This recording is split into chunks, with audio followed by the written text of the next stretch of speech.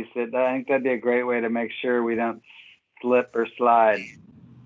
Can I understand just real quick though, Emily, what you're thinking? Because I know the urban forestry management plan has some similar goals. So I'm curious how. So what does that mean? No net loss of canopy. Well, it would be basically maintain status quo until the given land tract or management unit can be planned for. Because it's been mentioned, and I think most of us get that there's different potential for each piece of land, and the uses for each piece of land are going to mean that the management needs are going to look different, even with the carbon goal. So this really would be like a placeholder to say like the canopy that's existing is valuable. Let's not let that number slide down in the meantime until we've been able to actively begin documenting plans for moving forward. Yeah, it would just mean that I mean, again, it would be hard to enforce it outside of city property, but we would say that if you had to take a tree down for, whatever purpose, that you would replace it with some level of caliper inches or something like that. Right, and that kind of goal, I mean, I think it would actually exceed the regulatory standards. But like if it was like, it's like having a management goal prior to even having a management plan. Does that make sense? That's no, yeah, for sure. Yeah, or if it fits here or not.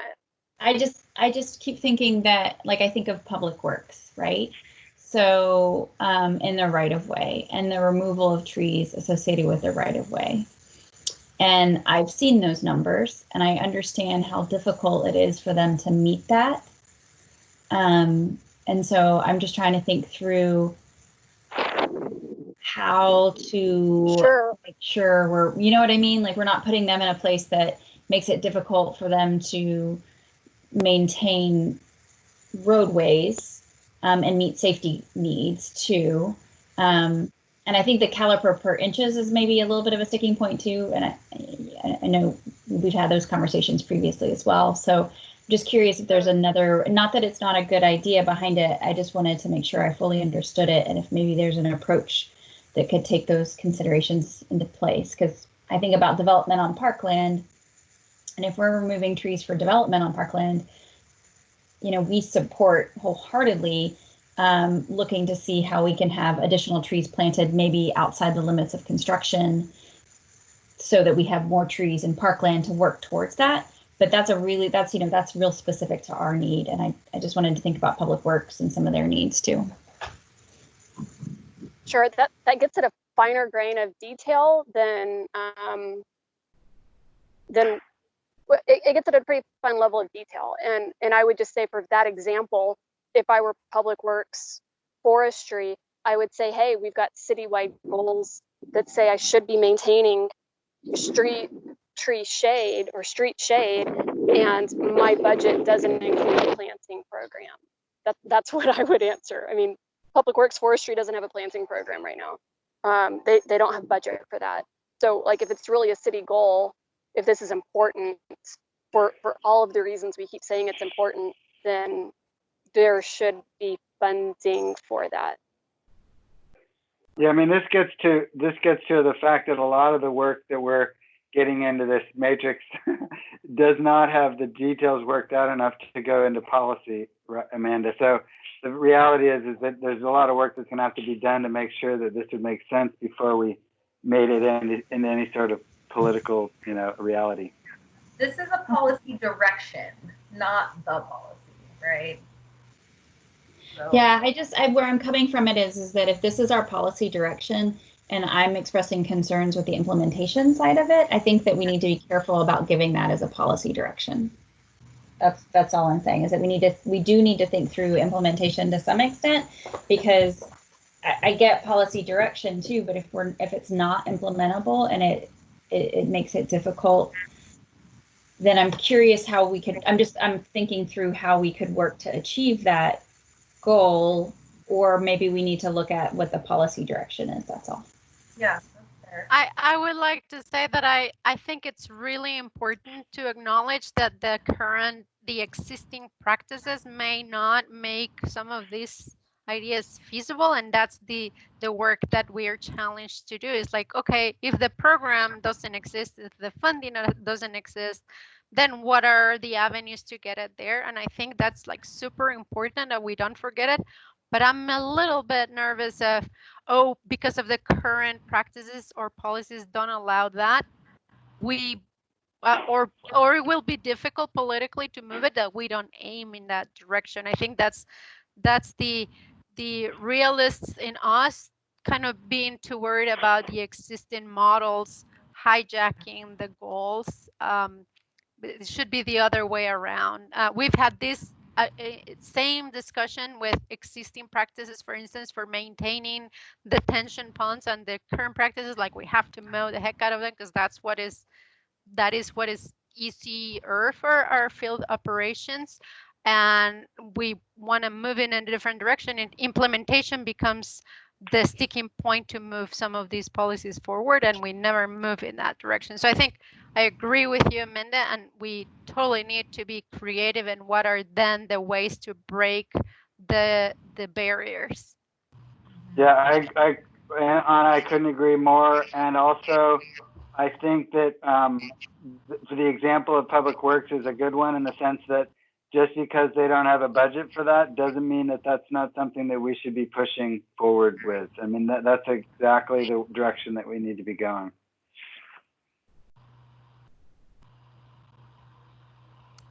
We're also a really big city, and we have a lot of different departments, and we can compensate for some losses with other gains elsewhere. So I think we want to make sure that we're not,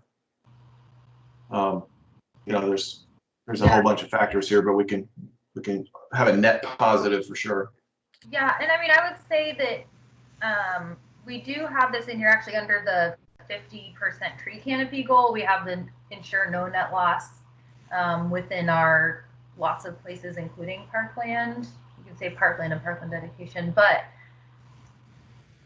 this would be one that that we could continue looking into this one. I think this came from Keith. I mean, not that we weren't already thinking about no net loss, but I think Keith Mars, when we talked to him, brought it up as well. So I think they're already thinking about this net loss. But when we get our preliminary goals and strategies written and we're in the review process, this is one that I think maybe we can dig into. We can even have a separate call specifically about this if we want to, and just make sure that that recommendation is really says what we want it to and how we want to say it. Yeah, I'll just end on the thought that maybe it could be that we're trying to tie some of the goals associated with the 50, the no net loss and the 50 by 50, that we're looking to make sure that, and I think some of that's in here, but that we're making sure that any loss that we have is helping to support additional growth on land that we do control, and making sure that we have that as best we can. Exactly. Okay, so yeah, let's make that one to like really review that strategy when we come to interviewing and revising. All right, so anything else on public lands group? I think we were wrapping up there.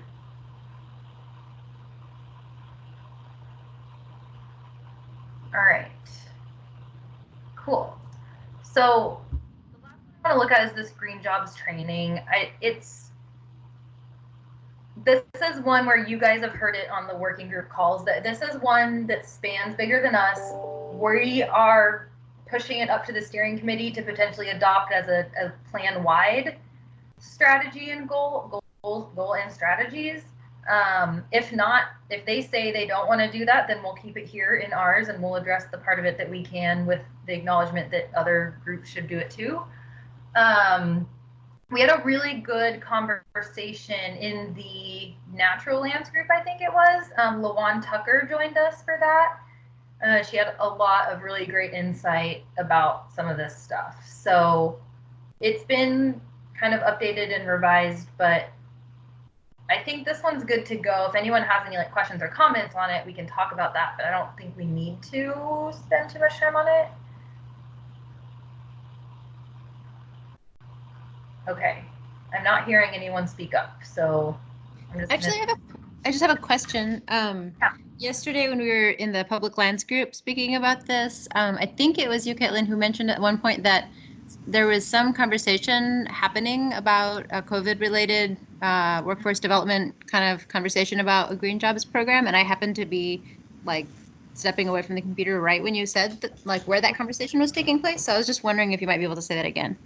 Yeah, so there's a resolution going to council in, as far as I know, next Thursday, related to creation of an Austin Conservation Corps that's tied to COVID relief dollars.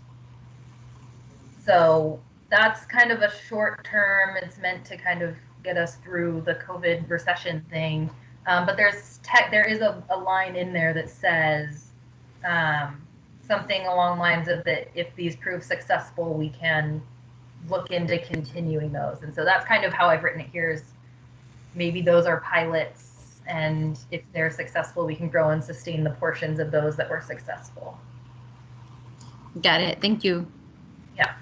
So if anyone's really interested in that, watch the council meeting on Thursday.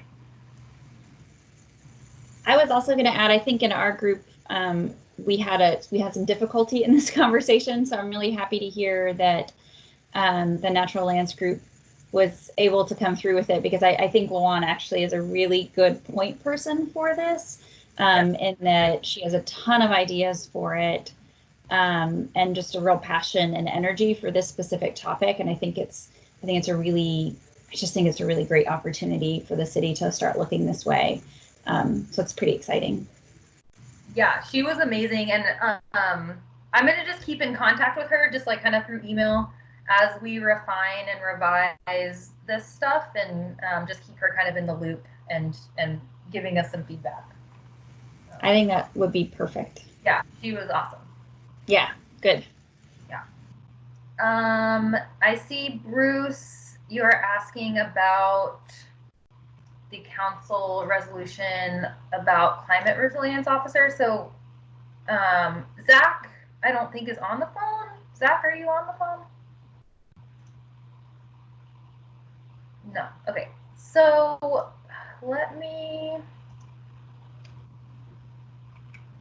give me 1 second to dig in.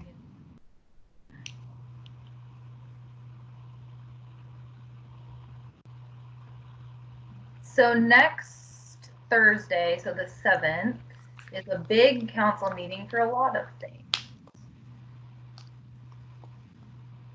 There are,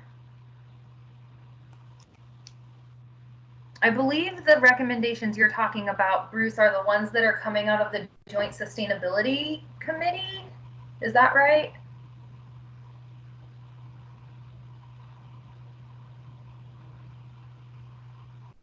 Bruce?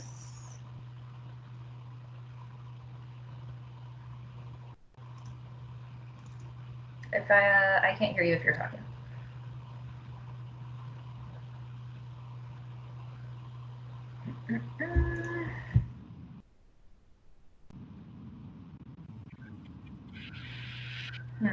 No, I'm not seeing that in those two.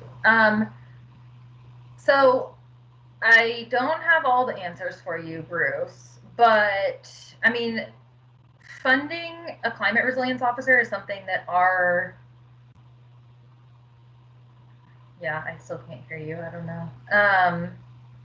Funding a climate resilience officer is something that our office recommended that the city start looking into, like back in June, I think. So like almost a year ago. And so there's been some glom onto that, and I believe, oh my gosh, I mean, I have to go back and dig it out of my email, but I believe Council Member Alter and a few others proposed moving forward with that a couple weeks ago, and it's on the agenda again for some kind of approval, maybe this week or next week. So that's out there. Her original proposal's out there under things that they talked about at a council meeting 2 or a couple weeks ago. So, I mean, a climate resilience officer, yeah, it was part of our phase 1 resilience memo that we did. It was before I was even hired, back in June. It was reiterated in the second resilience response memo that we gave to council more recently, in the last like month or two. So that's out there. If it would be closely tied to us, that is to be seen. There's been some talk about whether that position would be in the Office of Sustainability or if it would be in Homeland Security Emergency Management. And I don't know that they decided where exactly that would be set yet. Yeah, so Tom sent the link to, yeah, it was back on 5/13. Yeah, so that they took that up. I guess it might be on the agenda again this week, I'm not sure, but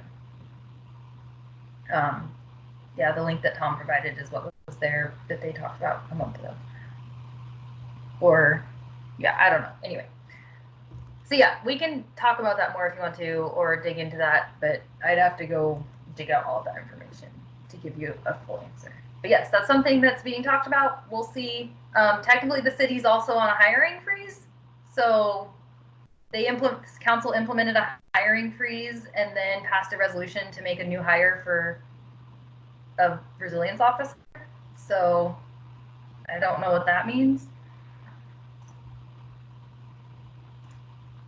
So it all remains to be seen, but that would be really exciting. We would love a chief resilience officer for the city. All right, so I don't think we need to dig into the quantification stuff too much, but just, does anyone on the call from the quantification group want to give a quick, like, couple minutes on what you guys talked about and where you guys are heading? I think you answered, Caitlin, that you were going to populate the entire spreadsheet for all the costs and everything today. Yeah. Yeah, totally. I'll do that by the end of the day. Oof. No, that is not what came out of that. I mean, yeah, basically, maybe I'll invite Kevin to our next meeting to kind of show you guys the dashboard, because it's pretty cool, what he's set up. And basically what we need to provide Kevin with, who is our data analyst in the city, in the Office of Sustainability, and he's doing all this work for us. What the quantification group is going to do is going to take these numbers that we have provided them based on our goals and say, okay, if we achieve this goal of 5,000 acres of land are going to be under a farmland or regenerative ag program, what do we think the carbon sequestration potential of those 5,000 acres is going to be? And then what does that mean? And then we're basically just going to aggregate all of our sequestration potential together, and then that's what we give Kevin, and he basically just has a spot in there that says sequestration by natural systems. He plugs it in and it becomes a negative in the overall scheme of emissions. Basically, that's very simplified, but so Emily's question is the time frame for that. So he's kind of actively populating it and playing with it as all of our ag groups are working through our stuff. So he's kind of real time updating it every time we meet with him, we're like, hey, can you add this piece? And he goes back and does it. It's going to be part of the final plan. So like his dashboard with all of the ag's recommendations put into it and how much they either reduce emissions or sequester emissions will be part of that. And it will be part of this plan. And it will say here, based on the net zero by 2040 goal, here's all the things that we're doing and here's how they get us to that. Here's how all these recommendations get us to that net zero by 2040. Point being, we have to do all of these things in order to get to net zero by 2040. So the time frame for that work will be as part of this plan. So whenever this plan is done. We're hoping to kind of iterate quantification as we go through these next few steps. So like hoping to have potentially preliminary quantification done for May 15th, just to see what the numbers are starting to look like. And then just iterate and update as needed as we revise our goals and stuff. So, but we're hoping if we can get the framework in by the 15th, then it's just updating numbers. That's easy, just updating the plugin numbers, but the quantification kind of process will be good to go. So that's what the quantification team is working on. It's not an easy task.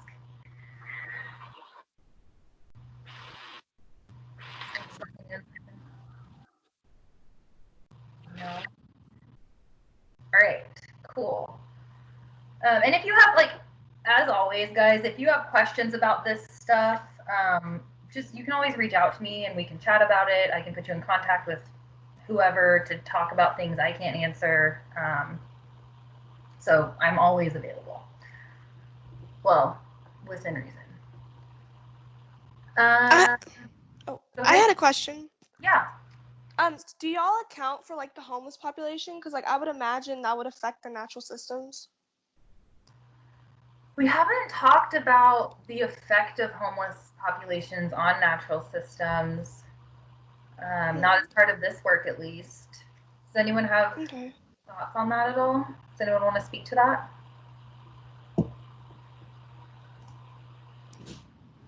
Silence.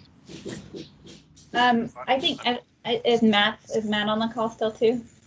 It's definitely something, at least for Parkland, that we're trying to just get a hold of and understand a little bit more, and also realize that as the number of unsheltered people within our city is pretty big underestimate, and that we don't have enough shelter space for them, and so trying to work with unsheltered people on Parkland to reduce impacts and really prioritize areas of more sensitive nature for discussions about not having people there on Parkland, at least. That's a real broad brush, but I do want you to know that those are conversations that we are looking at as well. Okay, great. Yeah, it's good to know that like it's come up. So, thank you. Yeah, this is Matt McCaw. I am still on the call. So to add to what Amanda just said, people experiencing homelessness in natural areas, it also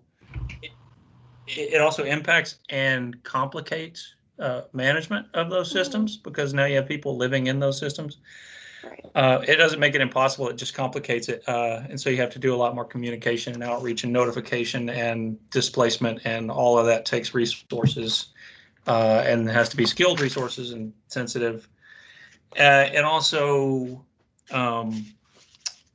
it also, I don't know, broadens what we think of when we think of resiliency. So if, for example, if a forest dies in a drought or burns down, it's not just going to impact wildlife and water quality and recreation, it's going to impact people's homes and where they live, which gives a whole new meaning to the term habitat. So yeah, I think that's how it gets considered, is kind of operationally, not really carbon wise. I don't know. I've kind of run out of words. Sorry. Thank y'all for your input. Yeah, that's a really great question. So something we should definitely be keeping in mind. I think, as Anna noted, as we go through our equity tool, keeping that specific population in mind as we do that. Cool. All right, so last but not least, so next steps, we're going to do this in 6 minutes and be done in time. So 5/15 is our big milestone, so 2 weeks, our next full ag meeting, to have just our preliminary recommendations. I don't want anyone to stress out about it. It's just, we're gonna have what we have on the 15th. We're gonna do a lot of work between now and then, but like whatever we have that day is just gonna be what it is. And the purpose of those draft recommendations is then to share them with the steering committee, share them with the other ags, and everyone gets to review each other's and all of that good stuff. So, and then we'll have about a month to revise and edit before I need like the final recommendations done to be putting into the draft plan. So there's a couple ways we can go about this. We've got this equity tool. Kind of the next main step is, now that we have kind of a set of goals and strategies that we feel good about, is running them through the equity evaluation tool that we've looked at before. And then revising them if necessary, revising them to do better in the equity realm. And then filling out those recommendation templates that we've also looked at. So, because that's the format that we're going to kind of turn these in. That being said, so we have 2 weeks to get that done. I'm happy to do as much of that work as the group does not want to do. So I don't want to take any work away from you. If people want to be really involved in the equity evaluation, which I have a feeling there's probably at least a few people who really want to be part of that process, then let's have some groups around running these equity evaluation tools. And then if people aren't really interested in helping, you know, write the recommendation templates, I'm happy to do that part. I'm kind of open to whatever the group here wants to do. If there's a few people who say, we've got, you know, we've got draft goals and recommendations, and I don't really need to be involved except for like checking back in at the weekly meetings and just reviewing what we come up with, that's cool too. So I think it's kind of whatever anyone wants to be involved in going forward. It's kind of up to you of how involved you want to be. So I might just say next week, I would really like to start running the equity evaluation stuff, so that then we can have we can do like equity evaluation next week and then recommendations template the next week. And then we can all review recommendations, the templates and everything, and talk about it at the final, not the final meeting, at the 5:15 meeting. So that being said, I see a bunch of you putting comments in the chat about wanting to be involved in the equity tool stuff. So I guess what I'm going to say is that if you want to be involved in the equity tool, so like the next week, I've got Emily, I've got Sadi, I've got Anna, Brittany, Lisa, Matt H, and Vanessa.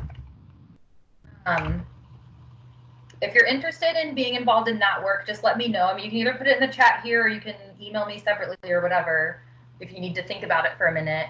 And I'll try to set up some times for us to meet next week to kind of start doing that. And I'll send you guys an email, like maybe first thing next week, those of you who have expressed interest, and we'll just talk about the best way to go about that. It might be we all get together and just like spend a few hours like hashing through all of it in the equity tool. It might be that we could break up into groups and each group does one goal through the equity tool, but I'll send an email about that. And then of course, I can share out what came out of that work at the end of the week next week with everybody. If you're interested in helping like draft up the templates for these goals and recommendations, let me know that part and I'll reach out to you and get you involved in that. And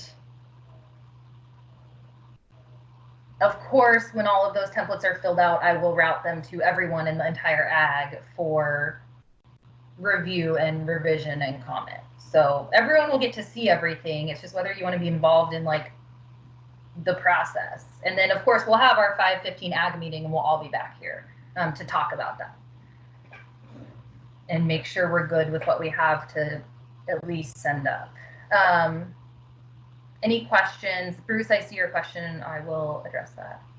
But any other questions on that? Okay, cool. So Vanessa, are you saying that you're also interested in helping draft things? Because that's cool.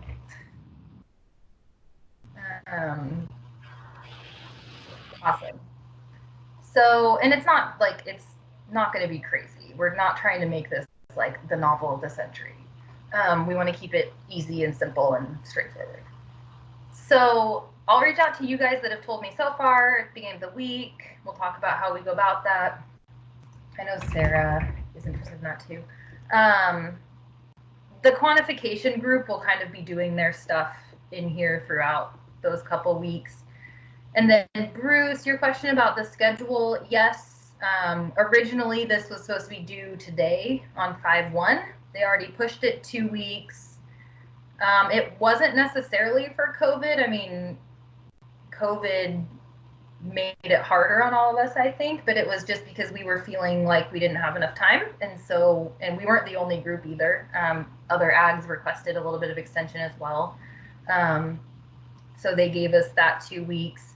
In terms of an additional extension, I mean, we have a very hard deadline about when we have to finish this plan by, because it has to get in the budget cycle, or else we have to wait another year to get this in the budget cycle. So we talked about actually another extension at an internal meeting with our Office of Sustainability, like staff leads, and that was brought up, and we talked about it, and it's just, I mean, it just pushes the work back another year, because then we'll miss the budgeting for this year. So that's not really an option. But that being said, we have this milestone of 5/15 for draft recommendations. We have another month after that to do review and revision. And then technically we have 2 more weeks after that. Like, I have to hand in my draft section of the plan on June 30th, which will still go through even more revision and review. So there's a lot of still, just because we have this 5/15 deadline doesn't mean that like this is the end all be all. There's like months of review and revision after that. So that's why I'm saying don't get too freaked out about what we're doing on 5/15. We just need something to, we just need to have something on 5/15. All right. That is everything I have. Thank you for being with us today. Thanks for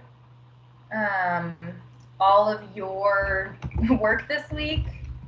It's just in the last 2 months overall. We've come, I feel like, a long, long way. And when I shared this with Zach recently, he was pretty excited about it. He said he thought this was looking really good and that our group is awesome. So we are. Yeah. So I think we're on a good path, and I think everyone's really excited. The steering committee is really excited to see what we came up with, and I think we're on a really good trajectory here. I'm excited. All right. Thanks, guys. Thank you, Caitlin. Take it easy. Yeah, have a good weekend. Thank you. Bye. Thanks, bye. Thanks, bye everybody. Thank you, Caitlin. Thank you. Bye. Really good job.